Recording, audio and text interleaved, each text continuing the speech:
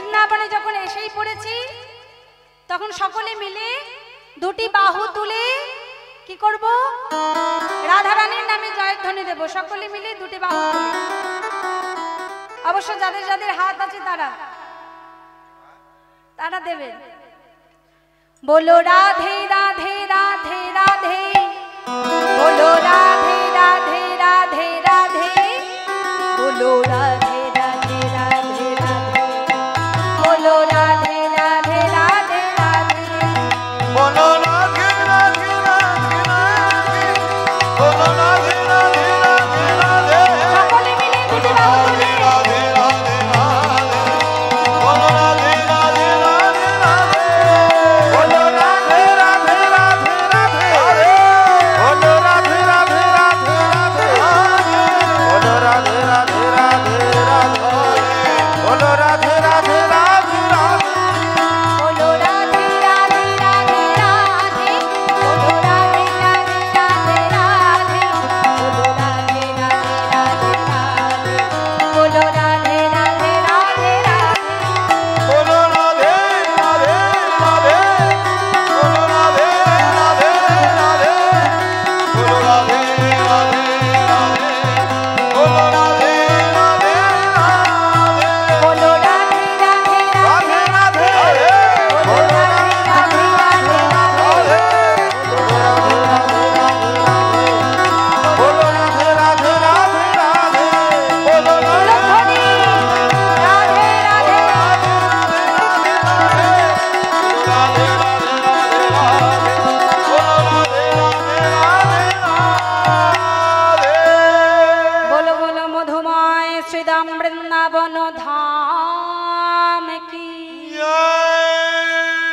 जय जय, श्रीमती राधा रानी की, बाके बिहारी लाल की, जमुना माई की, बंशी बाट की, जय जय राधे श्याम। जय श्री राधे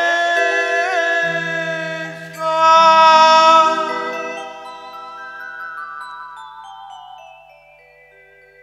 আমরা আজ মধুময় শ্রীধাম বৃন্দাবনে উপস্থিত হয়েছি। আজ আমাদের আস্বাদনের বিষয়বস্তু হচ্ছে কি? শ্রীকৃষ্ণের কালীয় দমন। শ্রীকৃষ্ণের কালীয় দমন। দেখুন, ভগবানের লীলা বর্ণনা করা বড় অসম্ভব, তাই আমি করব ভগবানের লীলা স্মরণ।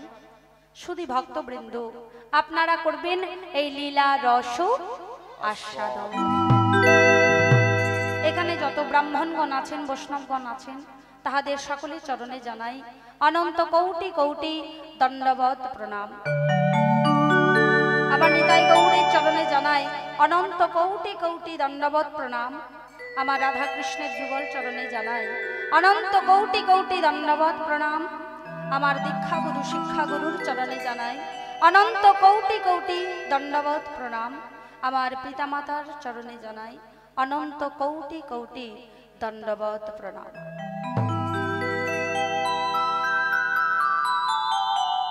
সকলের চরণ ধুলি মস্তকে ধারণ করে আজকের লীলা আমি করব স্মরণ। শুধু ভক্তবৃন্দ আপনারা করবেন এই লীলা রস আস্বাদন।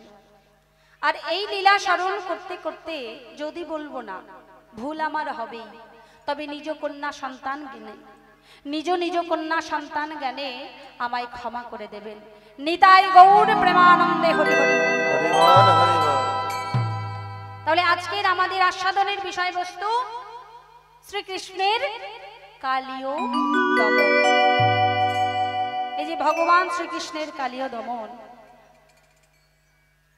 প্রভু আমার এই যে কালীয় দমন করেছিলেন, আজ আমরা জানব এই কালীনাগ পূর্ব জন্মে কে ছিলেন। এই কালীনাগ পূর্ব জন্মে কে ছিলেন যে চরণ ব্রহ্মা শিব সূক্ষ্ম মুনি ঋষিরা পায় না, সেই চরণ তিনজন পেয়েছিল মা। গয়াক্ষেত্রে গয়াসুর, দত্তরাজ বলি, আর এই কালীয় দমনে কালীনাগ। কালীনাগ কি এমন ভাগ্য করেছিল,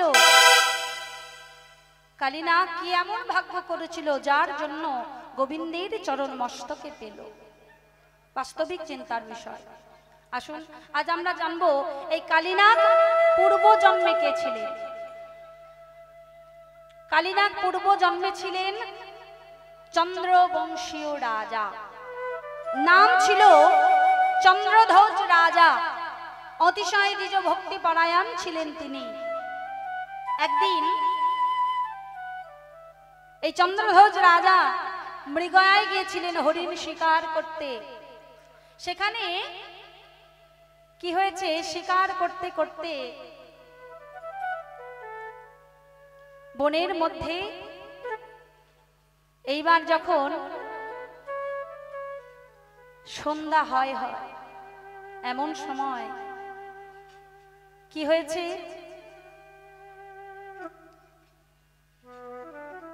চন্দ্রধ্বজ রাজা যে বনে গিয়েছিলেন শিকার করতে, সেই বনের মধ্যে অগস্ত্য নামে এক মুনিবর ছিলেন। তো তিনি ধ্যান করে বসেছিলেন, ধ্যান করছিলেন। আর এদিকে চন্দ্রবংশীয় রাজা, সেই চন্দ্রধ্বজ রাজা বনের মধ্যে ঢুকেছে হরিণ শিকার করতে। সেই হাতি ঘোড়ার কলা হলে, সেই সৈন্যদের কলা হলে হয়েছে কি, অগস্ত্য মুনির গেছে ধ্যান ভেঙে। আর সেই অগস্ত্য মুনি কি করলেন, তার নিজের অচিন্ত শক্তি দ্বারা তিনি গলিত কুষ্ঠ রূপ ধারণ করে একটা কুঠির নির্মাণ করে বাস করতে লাগলেন। আর এদিকে চন্দ্রধ্বজ রাজা শিকার করতে করতে একটা দুর্গন্ধ হঠাৎ পেয়ে বলছে, এত দুর্গন্ধ কোথা থেকে আসছে, এত দুর্গন্ধ কোথা হতে ভেসে আসছে? বলে উঠলেন, যাও সৈন্যগণ, তোমরা একটু এগিয়ে দেখে এসো কোথাও কিছু মৃত জিনিস পড়ে আছে কিনা। সৈন্যগণ বেরিয়ে পড়ে খোঁজ নেবার জন্য। খুঁজতে খুঁজতে দেখতে পেলেন এখানে একজন গলিত কুষ্ঠ ব্রাহ্মণ রয়েছে, তারই শরীর থেকে যত দুর্গন্ধ। এই কথা রাজাকে গিয়ে বললেন। রাজা আবার তাদেরকে আদেশ দিলেন, যাও সেই ব্রাহ্মণকে দড়ি দিয়ে বেঁধে জঙ্গলের বাহিরে বের করে দাও। যেই আদেশ দিলেন আর অমনি সৈন্যগণ তারা কি করলেন, রাজা মশাইয়ের কথা মতো সেই ব্রাহ্মণকে দড়ি দিয়ে বেঁধে জঙ্গলের বাইরে বার করতে যাবে। জঙ্গলের বাহিরে বার করতে যাবেন এমন সময় মুনিবর বলে উঠলেন, আমায় আশ্রয় ছাড়া করবেন না মহারাজা, আমায় আশ্রয় ছাড়া করবেন না। আপনি তো দেখতে পাচ্ছেন যে আমার সারা শরীরে কুষ্ঠ রোগের জন্য এই অবস্থায় আমি কেমন করে যাব, আপনি আমায় আশ্রয় ছাড়া করবেন না। কিন্তু মহারাজ কোনো কথা শুনলেন না। দড়ি দিয়ে বেঁধে জঙ্গলের বাহিরে বার করে দেওয়ার জন্য আদেশ দিলেন। আর সৈন্যগণ তারা কি করলেন, মহারাজের কথা মতো সেই ব্রাহ্মণকে দড়ি দিয়ে বেঁধে জঙ্গলের বাহিরে বের করে দিলেন। আর অমনি অভিশাপ দিয়ে বলে উঠলেন সেই ব্রাহ্মণ, ওগো মহারাজ, আপনি আমার কোনো কথা না শুনে, আপনি যখন আমার কোনো কথা না শুনে আমার কুঠির থেকে আমাকে এই জঙ্গলের বাহিরে বের করে দিলেন, আমিও আপনাকে অভিশাপ দিলাম আমার মতো অবস্থা যেন আপনারও হয়। তাই পরের দিন প্রভাতে বাড়ি ফিরে গিয়ে দেখে যে মহারাজেরও কুষ্ঠরোগের চিহ্ন। দিন যায়, মাস যায়, মহারাজা যন্ত্রণায় ছটফট করতে থাকে। মহারাজা যন্ত্রণায় ছটফট করতে থাকে, কোনো মতেই এই ব্যাধি ছাড়ছে না। এমন সময় নারদ মুনি এসে উপস্থিত হলো মহারাজের কাছে, আর মুনিকে আসনে বসতে দিয়ে জিজ্ঞাসা করলেন, আচ্ছা মুনিবর, আপনি কি আমায় বলে দিতে পারবেন এই ব্যাধি আমার কি করে ভালো হবে? বললেন, হ্যাঁ আমি বলে দিতে পারি মহারাজ। আপনি ওই সরোবরে একটা রাজহংস বিরাজ করছে, ওই মানস সরোবরে একটা রাজহংস বিরাজ করছে। সেই রাজহংসটিকে যদি আপনি ভক্ষণ করতে পারেন, তাকে হত্যা করে আপনি যদি ভক্ষণ করতে পারেন, তাহলে আপনার এই রোগ ভালো হয়ে যাবে। তাই সৈন্যদলকে পাঠিয়ে দিলেন সেই রাজহংসটিকে আনবার জন্য। আর রাজহংসটিকে নিয়ে এসে মহারাজ এই হত্যা করতে যাবেন, এমন সময় সেই রাজহংস বলে উঠলেন, মহারাজ আপনি আমায় হত্যা করবেন না। আপনি কি মনে করছেন আমাকে হত্যা করলে, আমার মাংস ভক্ষণ করলেই আপনার এই রোগ ভালো হয়ে যাবে? মোটেই না। আপনি মনে করে দেখুন তো, আপনি মনে করে দেখুন তো মহারাজ, আপনি কারো কাছে অপরাধী হয়ে আছেন কিনা? মহারাজ মনে মনে চিন্তা করলেন, হ্যাঁ তাই তো। বলে, হ্যাঁ মহারাজ, যার কাছে আপনি অপরাধী হয়ে আছেন, যান তার কাছে গিয়ে ক্ষমা চেয়ে তার পাদদোক পান করে আসুন। যেই নাই কথা বললেন, আর মহারাজ অমনি কি করলেন, সেই বনের মধ্যে গিয়ে সেই ব্রাহ্মণের কাছে, যার কাছে অপরাধ করেছিল, সেই ব্রাহ্মণের কাছে গিয়ে ক্ষমা চাইলেন, ওগো ব্রাহ্মণ আমায় ক্ষমা করে দিন, আমার ভুল হয়ে গেছে। যেই ক্ষমা চেয়েছেন, আর অমনি সেই ব্রাহ্মণ বলে উঠলেন যে মহারাজ আমি আপনাকে সর্বান্তকরণে ক্ষমা করলাম। ব্রাহ্মণের কাছে ক্ষমা চাওয়া মানে, কারণ ব্রাহ্মণের কাছে কোনো অপরাধ করে থাকলে তাকে যদি ক্ষমা চাওয়া হয়, তার কাছে গিয়ে যদি ক্ষমা চাওয়া হয়, বলছে ব্রাহ্মণের এটাই হচ্ছে শ্রেষ্ঠ গুণ। ব্রাহ্মণের ক্ষমাই হচ্ছে শ্রেষ্ঠ গুণ। তাই ব্রাহ্মণের কাছে যেই ক্ষমা চাইলেন, আর অমনি ব্রাহ্মণ সঙ্গে সঙ্গে বললেন, মহারাজ আমি আপনাকে সর্বান্তকরণে ক্ষমা করলাম। এইবার বলে উঠলেন মহারাজ যে ব্রাহ্মণ আপনার পাদদোক আমায় একটু দিন। অমনি কি করলেন, ব্রাহ্মণের একটা পাত্রে জল ছিল, সেই জলের মধ্যে ব্রাহ্মণ পা ডুবিয়ে দিলেন। এইবার সেই পাদদোক, সেই পা ধোয়া জল কি করলো, মহারাজকে ধরিয়ে দিলে। একটা পাত্রের মধ্যে সেই ব্রাহ্মণের পা ধোয়া জল যেই দিয়েছে, আর মহারাজ সেই পাদদোক যেই পান করতে যাবে, অমনি দেখতে পেল কি, পুঁচ রক্ত কৃমি, পুঁচ রক্ত কৃমি এসব থেকে ঘৃণায় পান করতে না পেরে মহারাজ একটা বৃক্ষের অন্তরালে গিয়ে নাসিকায় ঘাড় নিয়ে মস্তকে ঠেকালে। অমনি ব্রাহ্মণ সুস্থ অবস্থায় গিয়ে বললেন, মহারাজ এ আপনি কি করলেন? আপনি খলতার আশ্রয় নিলেন, আমি আপনাকে আবার অভিশাপ দিলাম। যে পাদদোক আপনি পান না করে খলতার আশ্রয় নিয়ে মস্তকে ঠেকালেন, আমি আপনাকে আবার অভিশাপ দিলাম, আপনার খলজনিতেই জন্ম হবে। আর যে পাদদোক আপনি পান না করে মস্তকে ঠেকিয়েছেন, তার ফলে আপনি গোবিন্দের চরণ মস্তকেই পাবেন। নিতাই গৌর প্রেমানন্দে হরি হরি। তাই সেই ব্রাহ্মণের অভিশাপে সেই চন্দ্রবংশীয় রাজা হলো কি, কালিনাগ।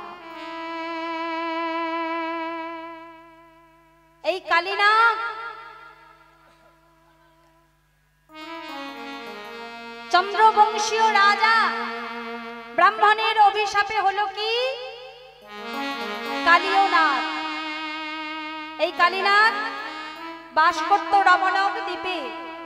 সেখানে গরুর ভয়ে বহুদিন হতে বাস করে আছে এই কালীদহে। তাই আজ এই কালীদহের অবস্থাটি কেমন হয়েছে যে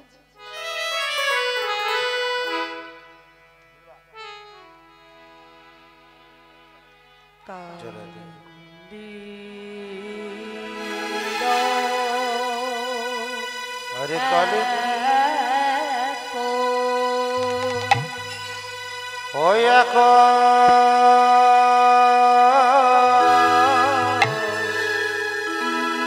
একদহে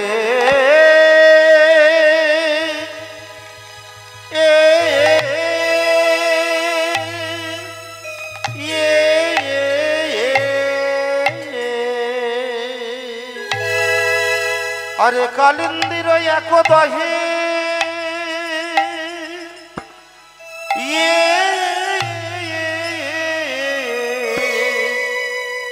अरे काली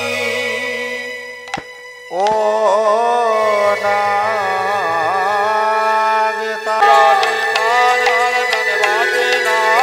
तारा केउ तो प्राणे बाँचे ना गो तारा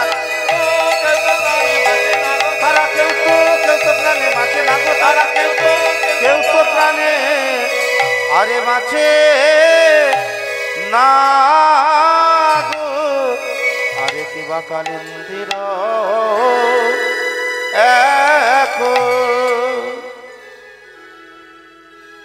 কিবা কালিন্দির একদহে কালিনা রহেতা ওই কালিন্দির একদহে कालिना रहितागे कालिंदिर একদহে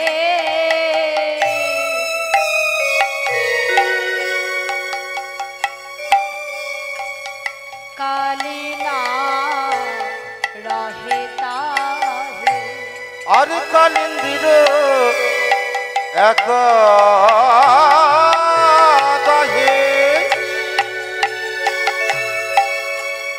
अरे कालियो ना तहेरा हे गौरुरे भये भीत हইয়া ओए ना गरुरे भये भीत हইয়া कालिना गरुरे भये भीत हইয়া कालियो भये भीत हইয়া कालिना মনে মনে চিন্তা করছে। কালিনাগ মনে মনে চিন্তা করছে যে আমি এই বৃন্দাবনে বাস পেয়েছি, এ আমার পরম সৌভাগ্যের কথা। পূর্বজন্মের সুকৃতি না থাকলে ব্রজে বাস ঘটে না। ব্রজবাসের গুণ তো আর যাবার নয়। তাই কালিনাগ মনে মনে চিন্তা করছে যে আমি এই বৃন্দাবনে বাস পেয়েছি, কিন্তু ভাগ্যে আমারে কৃষ্ণ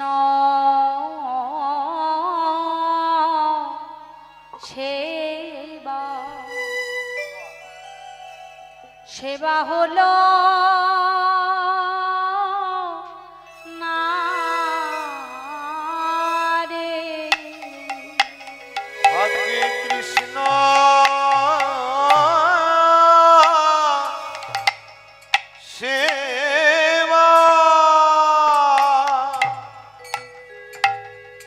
सेवा हलो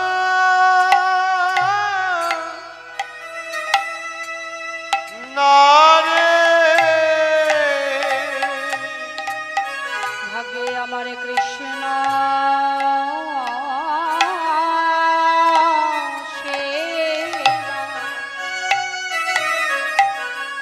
সেবা হলো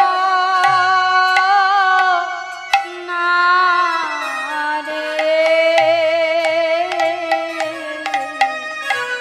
আমার কৃষ্ণ কৃষ্ণ সেবা সেবা হলো না রে। এই বৃন্দাবনে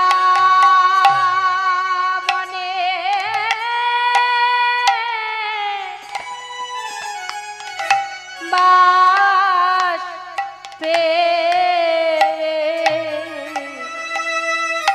ভাগে আমার কৃষ্ণ সেবা সেবা হলো না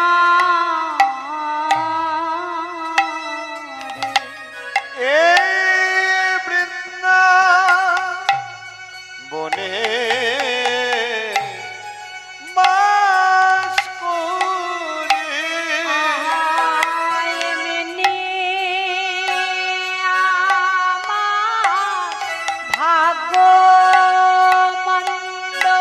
আমার কৃষ্ণ সেবা হলো না রে।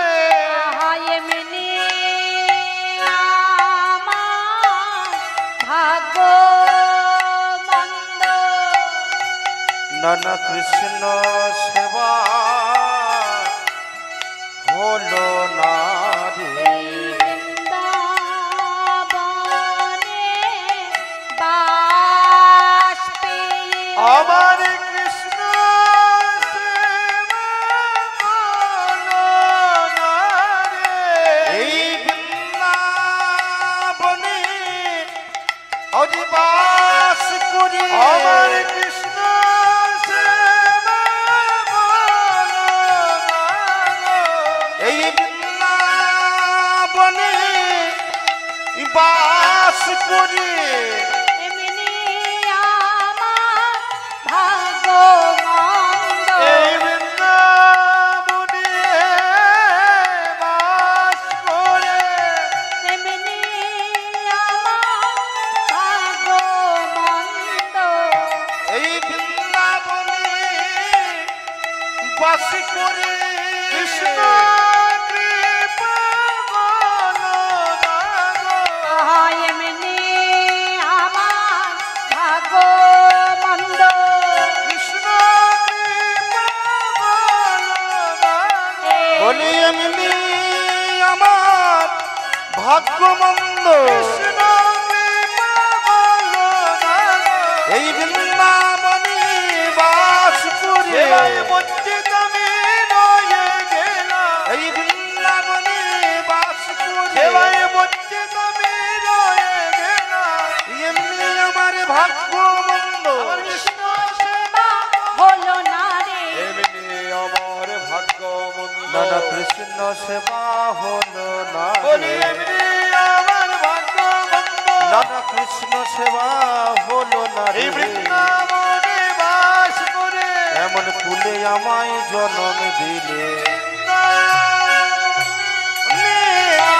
বাসি করে কৃষ্ণ সেবা হলো না রে। বৃন্দাবনে বাস করে বলি কৃষ্ণ সেবা হলো না রে। এই বৃন্দাবনে বাস পেয়েও হরে কৃষ্ণ সেবা হলো না রে। এই বৃন্দাবনে বাস পেয়েও নানা কৃষ্ণ সেবা হলো না রে। আমার কৃষ্ণ সেবা সেবা হলো না গো। কালীনাথ মনে মনে চিন্তা করছে, যেই বৃন্দাবনে বাস পেয়েও ভাগ্যে আমার কৃষ্ণ কৃপা মিলল না। সবাই তাকে বলে পতিত পাবো, আমার মতো পতিত না থাকলে তিনি হবেন কি করে পতিত পাবো। আমি দিন, তাই তিনি দীনবন্ধু। যেমন করি হোক আমাকে ভগবানের চরণ লাভ করতেই হবে। যেমন করি হোক আমাকে কৃষ্ণ কৃপা পেতেই হবে। কালীনাথ মনে মনে চিন্তা করছে যে আমি নাগ জাতিতে জন্ম পেয়েছি, আমি নাগ জাতি পেয়ে এই যে নাগ জাতিতে জন্ম পেয়েছি, তাই বলে কি আমি কৃষ্ণ চরণ হতে বঞ্চিত হয়ে যাব? বলে না, তা তো হবে না। কারণ ভগবান নিজ মুখে বলেছেন, স্বধর্ম নিধনং শ্রেয়, পরধর্ম ভয়াবহ। অতএব আমি নিজের ধর্মই আচরণ করব, দেখি তাতে আমার কৃষ্ণচরণ লাভ হয় কিনা। আমি নিজের ধর্মই আচরণ করব, দেখি তাতে আমার কৃষ্ণচরণ লাভ হয় কিনা। তাই কালীনাথ করল কি? আজ দিল দিল বিশুগারে দিল, দিল দিল বিশি উগারে দিল, দিল বিশুগারে দিল, আজ দিল দিল বিশ উগারে দিল। কালী দহে জলে কালিনা দিল দিল বিষ উগারে দিল। ওই কালী দাগের জলে কালিনা দিল দিল বিশি উগারে দিল।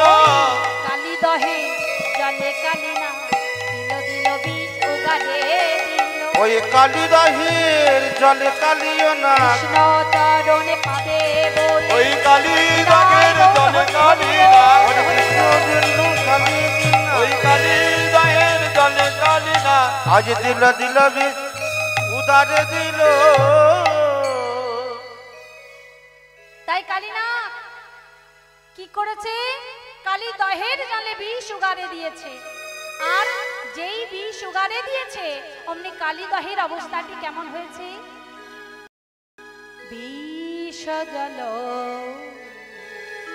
দহন সমান, ওই না বিষ জল দহন সমান। কালী দহে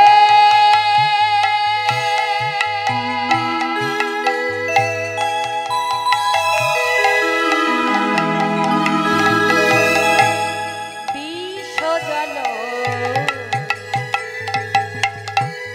দহন সমান। কালী দাহের বিষ জল দহন সমান। যেই কালী দহের জলে বিষ উগারে দিয়েছে, আর অমনি হয়েছে কি?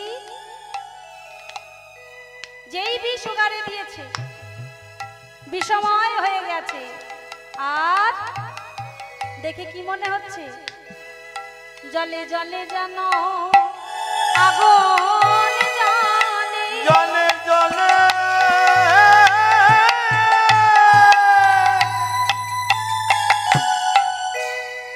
যেন ওই আগুন জ্বলে। জলে জলে যেন আগুন জ্বলে। আরে জলে জলে যেন আগুন জ্বলে। কালী দহে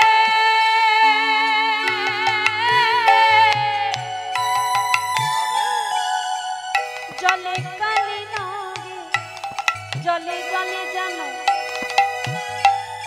যেন আগুন জ্বলে।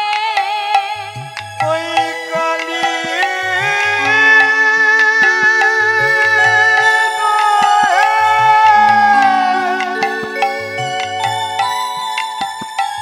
আজ জলে কালী না, জলে জলে যেন আজ আগুন জ্বলে। আজ কালী দহে বিষ উগারে দিয়েছে, আর সেই কালী দহ জল বিষময় হয়ে গেছে। আর ঠিক বিষময় যখন হয়ে গেছে, আর অমনি তার ওপরে যদি কোনো পাখি উড়ে যাচ্ছে, সেই পাখিগুলোর পাখনাগুলো সেই সেই বিষজলের হাওয়া পেয়ে সব পুড়ে যাচ্ছে। তাহারয় পরে বা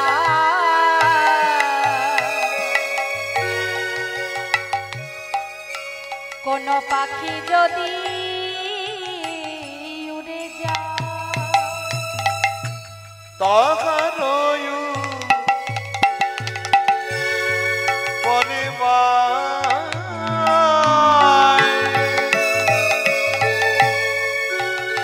কোন পাখি যদি উড়ে যায় বিষজল তেজয়ে পরা আরে বিষ জলে তেজল পরা জলে পড়ি, হ্যাঁ হ্যাঁ জলে পড়ি তেজয়ে পরা বিষ জলে পড়ি তেজয়ে পরা। আজ যখন ওই পাখিদের পাখনাগুলো পুড়ে যাচ্ছে বিষজলের হাওয়া পেয়ে, আর অমনি পাখিরা বলতে লাগলেন, হে গোবিন্দ, আমরা তো কোনদিন কোন অপরাধ করি না,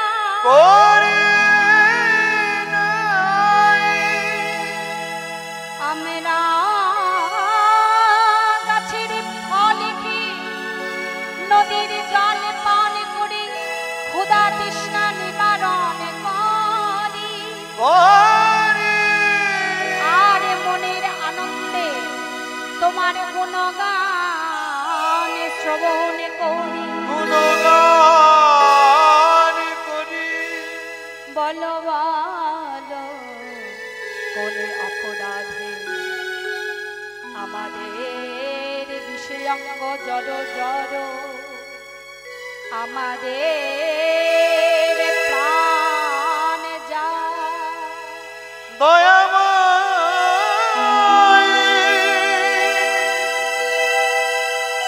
দীননাথ কোন পাপে হরি বল হরি বল। বিষে অঙ্গ জ্বলে যায় দয়াময়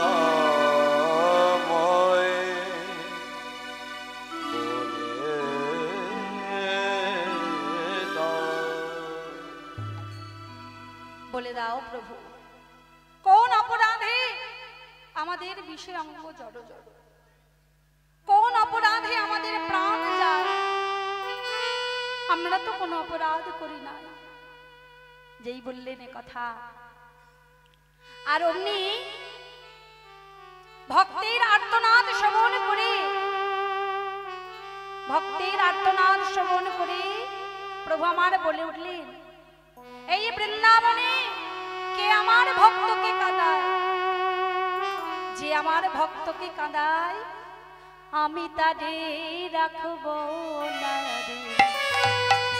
আর আমি তাদের রাখব না গে, আমি তারে রাখব না না আমি তাদের রাখব না গে। যে জানে আমার ভক্তকে কাঁদায় আমি তারে রাখব না। বলি যে জনে আমার ভক্ত কাঁদায় আমি তাদের রাখব না গে। যে জানে আমার ভক্তে কাঁদায় আমি তারে রাখব না। বলি যে জনে আমার ভক্ত আমার কাঁদায় ভক্তাধীন গোবিন্দ বলে, আবার যে জন আমার ভক্ত কাঁদায় ভক্তাধীন গোবিন্দ আমি, যে জনে আমার ভক্ত কাঁদায় বলি ভক্তাধীন গোবিন্দ আমি, যে জনে আমার ভক্ত কাঁদায় ভক্তাধীন গোবিন্দ আমি, যে জনে আমার ভক্ত কাঁদায় আমি তারে রাখব না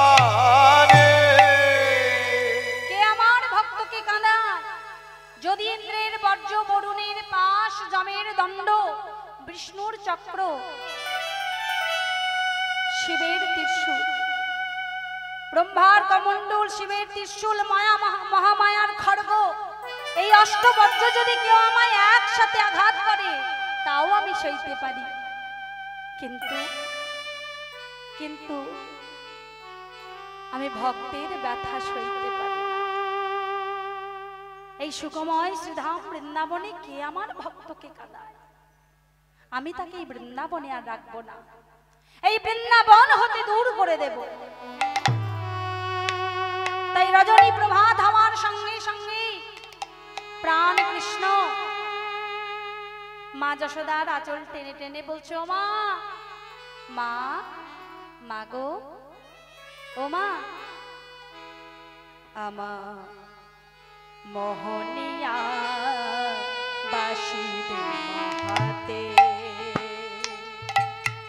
মা আমায় মোহনিয়া বাসি দে মা হাতে, মা মোহনিয়া বাসি দে হাতে, মা মোহনিয়া বাসি দে মা হাতে, মা মোহনিয়া বাসি দে মা হাতে। আমায় পরায়ে দে পিত্ত ধরা, মন্ত পরি বাঁধো চূড়া, আমায় পরায়ে দে পিত্ত ধরা, মাগো মন্ত্র পড়ি বাঁধো চূড়া, পরায়ে দে পিত্ত ধরা, আমায় মন্ত্র পরি বাঁধো চূড়া, আমায় পরায়ে দে পিত্ত ধরা,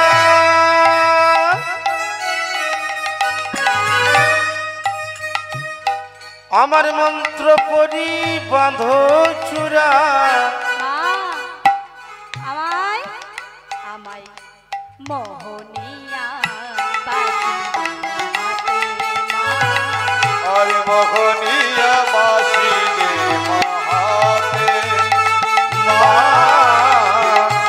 মোহনিয়া বাসি দে মা হাতে। অলোকা তিলকা ভালে,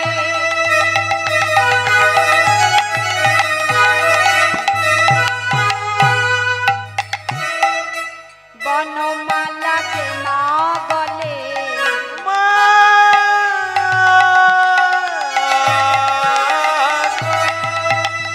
আলোকাতি লোকা ভালে, আমায় বনমালা দে মা গলে, অলোকাতি লকা ভালে,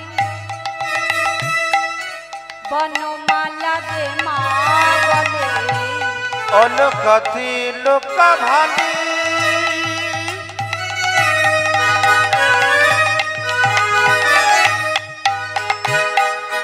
আমায় বনমালা দে মা গলে, ও মা আমায় চরণেতে পরা হলো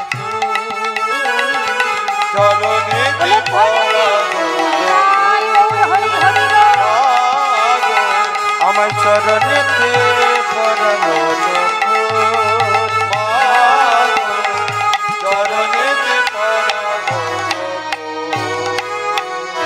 ও মা আমায় ভালো করে সাজিয়ে দাও, ওই দেখো শ্রীদাম সুদাম দা,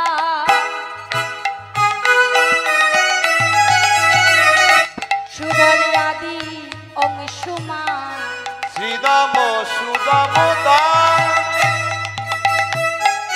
সুবলাদি অংশুমা, শ্রীদাম সুদাম দা,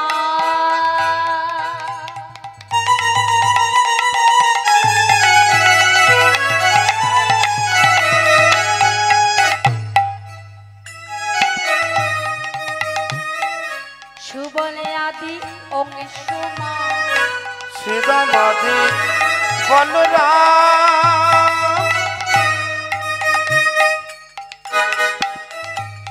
সুবলাদি অংশুমান ও মা ওই যে দেখো শ্রীরাম সুদাম দামে বসুদাম সকলে দাঁড়ায় আছে ও মা সকলে আছে পথে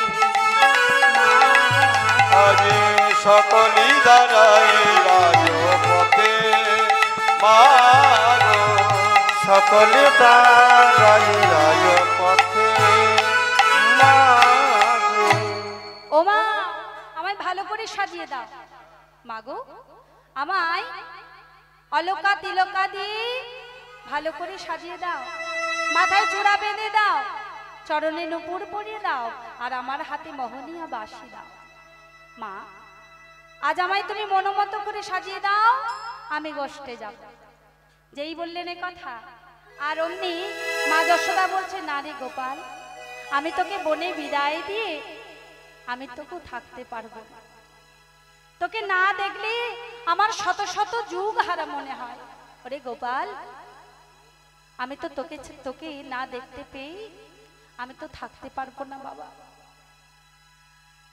কারণ তোকে আমি অনেক কষ্ট করে পেয়েছি ওরে গোপাল তোকে পাওয়ার জন্য আমাকে কত কষ্ট করতে হয়েছে জানিস তাহলে শোন সাত জন্ম সাগরে ঢেলেছিলাম সাত জন্ম সাগরেতে ঢেলেছিলাম সাত জন্ম সাগরে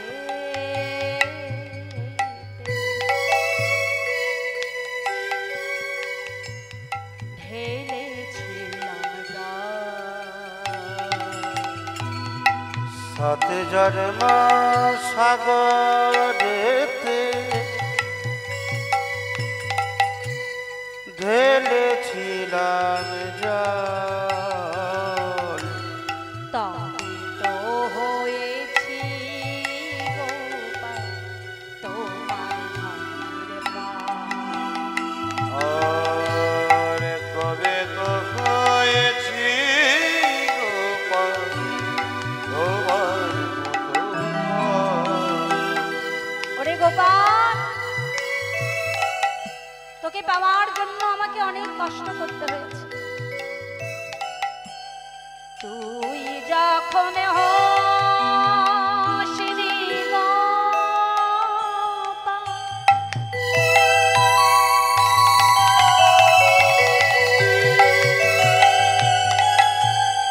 আমার মন্দিরে গোপাল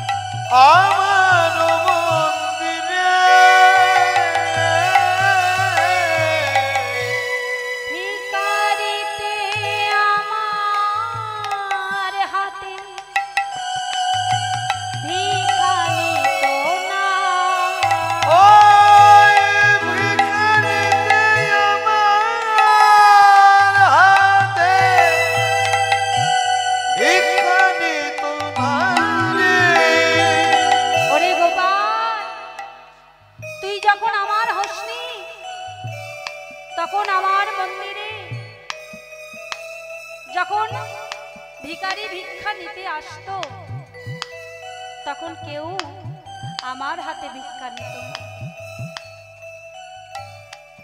আর কি করেছি জানিস? তাহলে শোন।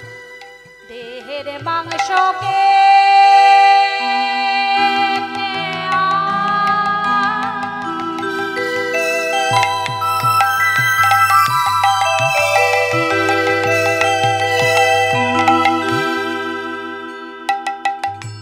দিয়েছি সেবাতে, আরে দেহের মাংস কেটে আমি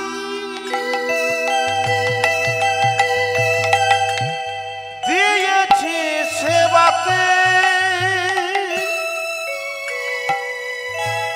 তবে আমি তোমার ধনে পেয়েছি কোলে। গোপাল তবে আমি তোমার ধনে পেয়েছি কোলেতে, তবে আমি তোমার ধনে পেয়েছি কোলে। গোপাল তবে আমি তোমার ধনে পেয়েছি কোলেতে। ওরে গোপাল, আমি তোর জন্য কত কষ্ট করেছি জানিস? ওরে গোপাল, তোর জন্য আমি নিজের দেহের মাংস কেটে দিয়েছিলাম। হ্যাঁ গো ও মায়েরা, যশোমতী মা আমার কখন নিজের দেহের মাংস কেটে দিয়েছিলেন? পূর্বজন্মে, পূর্বজন্মে ভগবানের সেবার লাগি নিজের দেহের মাংস কেটে দিয়েছিলেন। এই মা যশোমতী পূর্ব জন্মে ছিলেন ধরা নামক ব্রাহ্মণী, আর নন্দ মহারাজা ছিলেন দ্রোণ নামক ব্রাহ্মণ। দ্রোণ নামক ব্রাহ্মণ, এই ধরা আর দ্রোণ ছিলেন অতি দরিদ্র ব্রাহ্মণ। তাদের ভিক্ষা করেই দিন যাপন হতো। যা কিছু ভিক্ষায় পেতেন তাহার অর্ধেক অতিথি সেবায় দিতেন। একে তো এত দুঃখ, তার উপর আবার নিঃসন্তান, মহা দুঃখ। তাই একদিন হয়েছে কি, নারদ মুনি, দেবর্ষি নারদ একদিন হরিনাম গাইতে গাইতে বৈকুণ্ঠে গিয়ে প্রভুর চরণে প্রণাম জানিয়ে বলছে, প্রভু গো, বলতে পারো প্রভু, আমার মনে যে একটা প্রশ্ন জেগেছে, সেই প্রশ্নের উত্তর কি তুমি আমায় দেবে? বলে বলো বলো নারদ, তোমার মনে কি প্রশ্ন? বললেন, প্রভু এই জগতে অনেক মানুষ আছে যারা সামান্য বিলাসবুদ মনে করে সামান্য বিলাসিতার জন্য লক্ষ লক্ষ অর্থ ব্যয় করে, আর কেহ বা সারাদিন প্রচুর পরিশ্রম করেও শাক অন্নটুকু জোটাতে পারে না। বলো বলো প্রভু, এই কি তোমার বিচার? বলে উঠলেন, নারদ, এটাও হচ্ছে আমার সুবিচার। কারণ আমি যাকে ধন দিয়েছি তাকে আরো দেব, যাতে করে সে আমায় ভুলে যায়। আর যার কিছুই নেই তাকে আমি কিছু দেব না, সে শুধু আমাকে স্মরণে রাখবে। বলে, আছে কি এমন কেউ? বলে, আছে নারদ, তাহলে তুমি আমার সাথে চলো। এই বলে কি করলেন, ছলনাময় গোবিন্দ আর নারদ ঋষি আর ব্রহ্মা আর শিব, এই চারিজন মিলে তারা গেলেন ধরা আর দ্রোণ ব্রাহ্মণের বাড়িতে। সেখানে গিয়ে বললেন, মা কে আছো, আমাদের কিছু ভিক্ষা দাও। বলে কে আছো? আমাদের যে বড্ড ক্ষুধা পেয়েছে, কিছু দিয়ে আমাদের এই ক্ষুধা নিবারণ করো মা। আর অমনি ধরা দেবী কি করলেন, সঙ্গে সঙ্গে এই কথা শ্রবণ করে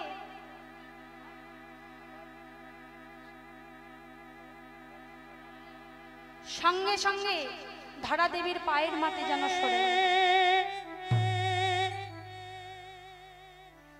মনে মনে চিন্তা করছেন ধরা দেবী, প্রভু আমার স্বামী যে বাড়িতে নেই, আমার স্বামী ভিক্ষায় গেছে, আমার বাড়িতে এমন কিছু নেই যাই তাদেরকে ভিক্ষা দেব, প্রভু তুমি কৃপা করো। ভগবানের সামনে গিয়ে ধরা দেবী কাঁদছে। আবার কি খেলা খেলিছ শ্রী হরি,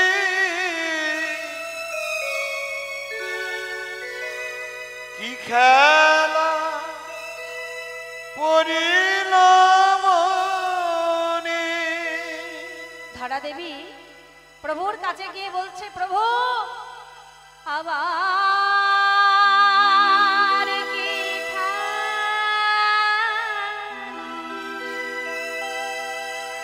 খেলিবে শ্রী হরি, কি খেলা পরল মনে। তুমি আমার কি খেলা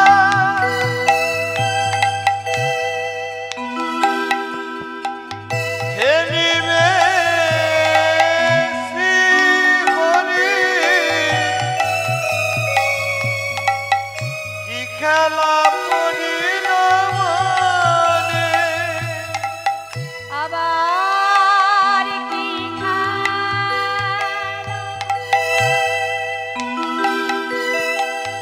খেলিবে শ্রী হরি,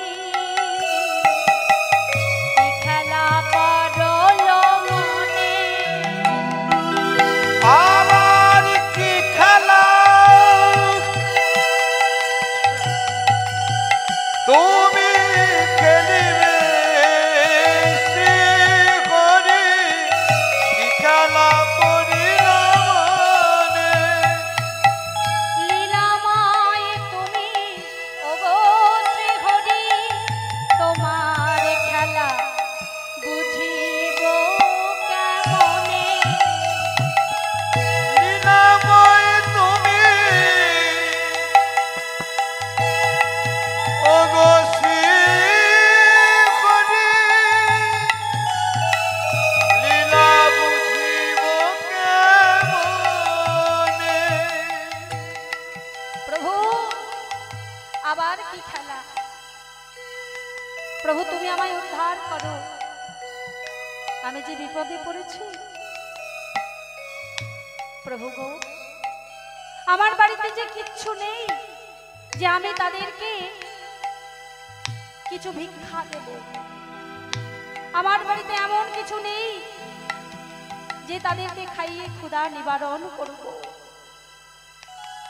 তাই বললেন, হে প্রভু সুতা ধরে তুমি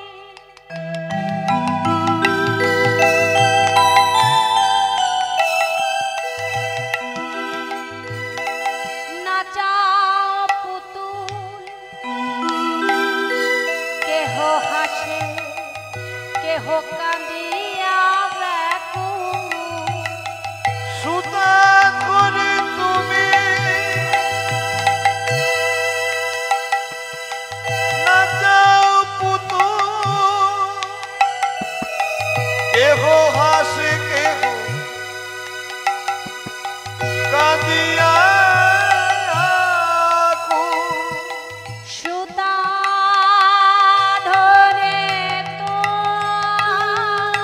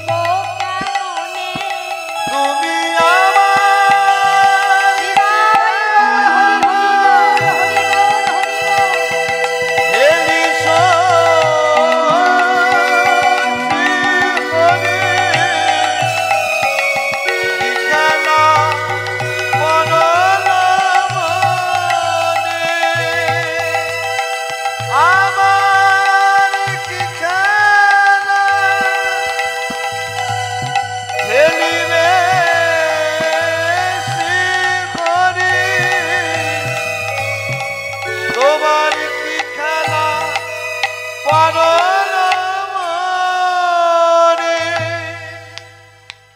তাই যেই না প্রভুর কাছে এইভাবে প্রার্থনা জানাচ্ছেন, আর এদিকে হয়েছে কি, মাকে পরীক্ষা করবার জন্য ভোলা মহেশ্বরকে পাঠিয়ে দিলেন, যাও তুমি নদীর ওপারে একটা দোকান করে বসো, মাকে যে পরীক্ষা নিতে হবে। তাই ধরা দেবী কি করলেন, তাদেরকে কিছু জল খেতে দেবেন, শুধু জল দেবেন এই বলে তিনি কিছু মিষ্টি আনবার জন্য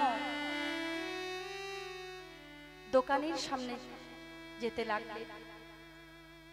যেতে যেতে দেখছেন কোথাও দোকান নেই। এইভাবে কিছু দূর এগিয়ে একটা দোকান চোখে পড়ল, সেখানে সমস্ত কিছু আছে। তাই মা ধরা দেবী সেই দোকানের সামনে গিয়ে বলে উঠলেন, ও দোকানি, আমায় কিছু জিনিস দাও, আমায় কিছু দ্রব্য দাও, যা দিয়ে আমি অতিথি সৎকার করতে পারি। আমার বাড়িতে যে অতিথি ব্রাহ্মণ বসে আছে তাদেরকে যে কিছু সেবা দিতে হবে। এই বলে কি করলেন, দোকানিকে যেই বললেন, দোকানি বললেন, না না, আমি তো এমনি এমনি কিছু দিতে পারবো না। বলছি, যদি তুমি কিছু করি নিয়ে এসেছো, তাহলে সেই করি আমায় দিয়ে যাও, আর যা কিছু দ্রব্য লাগবে সমস্ত কিছু নিয়ে যাও। বলে ধরা দেবী বলে উঠলেন, না না দোকানি, আমার কাছে যে কিছু করি নেই। বলে বেশ, করি নেই তো কি হয়েছে, তোমার কাছে তো আরো অন্য কিছু আছে। বলে অন্য কিছু? বলে হ্যাঁ, তোমার কাছে অনেক কিছুই আছে, তোমার কাছে অনেক কিছু আছে। তাই বলি, শোনো মা, আমি তোমার কাছে যা চাইবো আর যদি তুমি দিতে পারো, তাহলে তুমি যা চাইবে আমি তোমায় তাই দেব। বলে আমার কাছে এমন কি আছে? বলে আছে, একটা জিনিস যদি তুমি আমায় দিতে পারো, তাহলে তুমি যা চাইবে আমি তাই দেব। বলে কি? বলে তোমার পয়ধর যদি তুমি আমায় দিতে পারো, তাহলে আমি তোমায় ডালা ভর্তি জিনিস দেব। এইবার যেই না মাকে এমন কথা বললেন, মা আমার এই কথা শ্রবণ করেও একটু বিচলিত হলেন না, কারণ বাড়িতে অতিথি ব্রাহ্মণ বসে আছে, অতিথি সৎকার করতে হবে।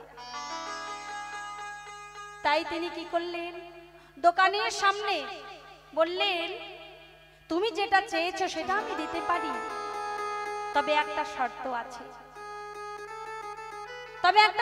আছে, বলে কি? তুমি যেটা চেয়েছো সেটা যদি তুমি সন্তান রূপে আমাকে চাও, আমি তোমায় মাতৃরূপে সেটা দান করব। কারণ তোমার দেওয়ার, আমার দেওয়ার আর তোমার নেওয়ার মধ্যে যেন কোনো কামের গন্ধ না থাকে। তাই কি করলেন, দোকানের সামনে ছুরিটা নিয়ে যেই প্রস্তুত, আর অমনি দোকানি বলে উঠলেন, মা তোমার পয়ধর আমায় ভিক্ষা দাও। আর অমনি সন্তানের মতো করে যেই চেয়েছে, আর অমনি মা ধরা দেবী তিনি কি করলেন, দোকানের সামনে তার পয়ধর কেটে দিয়ে দোকানির হাতে ধরিয়ে দিলেন। আর অমনি মা আমার ক্ষতস্থানে ভালো করে কাপড়টা বেঁধে নিয়ে ডালা মাথায় নিয়ে চললেন। এবার যেতে যেতে মা আমার কিছু দূর গিয়ে কি হয়েছে, অজ্ঞান হয়ে পড়ে গেছে।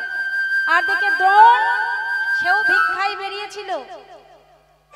এইবার সেই আস্তে আস্তে দেখতে পেল ধরা মা অজ্ঞান হয়ে পড়ে আছে। তাই জলের ছিটে দিতেই ধরা মায়ের জ্ঞান ফিরে এলো। ধরা মায়ের যেই জ্ঞান ফিরল, অমনি বললেন যে স্বামী, আমাদের বাড়িতে অতিথি ব্রাহ্মণ বসে আছে, যাও এই দ্রব্যগুলি নিয়ে গিয়ে তুমি কিছু রন্ধন করো, আর রন্ধন করে অতিথি সৎকার করো। এই বলে সেই দিয়ে গিয়ে রন্ধন করে এই অতিথিকে বসিয়েছেন সেবা দেবার জন্য। এবার ভগবান বলে উঠলেন, ওগো ব্রাহ্মণ, ব্রাহ্মণী আর ব্রাহ্মণ, তোমরা দুজনেই যদি একসাথে না পরিবেশন করতে পারো তাহলে কিন্তু তোমাদের কাছে আমরা জলগ্রহণও করব না। তাই কি করলেন, সেই ব্রাহ্মণ ব্রাহ্মণীকে ডেকে নিয়ে এলেন। ব্রাহ্মণী বললেন, ওগো স্বামী, ভগবান যখন আমাকে বাঁচিয়ে রেখেছেন তখন আমি অবশ্যই যাব। এই বলে তিনি গিয়ে কি করলেন, স্বামী স্ত্রী মিলে দুজনে পরিবেশন করছে। এবার সবার পাত্রে যখন একটু একটু করে সেবা দেওয়া হয়েছে, ভগবানের পাত্রে যখন সেবা দিতে যাবে এমন সময় পাত্রের কাছে পড়ল এক ফোঁটা রুধির। যেই রুধির পড়েছে, মা মাকে ডেকে বললে, মা এ কি রুধির কোথা থেকে এলো, রুধির কোথা থেকে এলো? তাহলে তাহলে কি তুমি অসুচি অবস্থায় আমায় সেবা করলে? বলে, না না, কি হয়েছে জানো, এই তোমাদের সেবার লাগি আমি আমার নিজের দেহের মাংস কেটে দিয়েছি, তাই সেই ক্ষত স্থান হতে এক ফোঁটা রুধির পড়ে গিয়েছে। বলে, সে কি? যাও যাও মা, তুমি ঘরে গিয়ে একটু ভালো করে কাপড়টা বেঁধে নাও। এই বলে ঘরে গিয়ে মা আমার ভালো করে শক্ত করে যে কাপড়টা বাঁধতে যাবে, অমনি দেখতে পেলেন যেখানে পয়ধর ছিল না সেখানে আবার পয়ধর হয়েছে। তাই চমকে উঠলে এই চারিজন অতিথি, এরা তাহলে কে? তাই স্বামী স্ত্রী মিলে তারা দুজনেই সেই অতিথিদের সামনে লুটিয়ে পড়ল আর বলে উঠলেন, আপনারা কে? আপনাদের স্বরূপ আমাদের দেখা। এই বলে স্বরূপ দেখালেন ব্রহ্মা, বিষ্ণু, মহেশ্বর আর নারদ। তারা তার চারজন মিলে যেই দর্শন দিল, অমনি প্রভু জিজ্ঞাসা করলেন, মা আমাদের যে অতিথি সৎকারের জন্য তুমি নিজের দেহের মাংস কেটে দিয়েছো, তার জন্য বলো তুমি কি চাও? বলে উঠলেন, আমি তো কিছুই চাই না, আমি চাই প্রভু জন্ম জন্মান্তর যেন আমি তোমার সেবা করতে পাই। বলে, বেশ মা, তাই হবে। তবে মা, যে পয়ধর তুমি কেটে দিয়েছো, যে স্তন তুমি কেটে দিয়েছো, দাপর যুগে সেই স্তন আমি পান করব।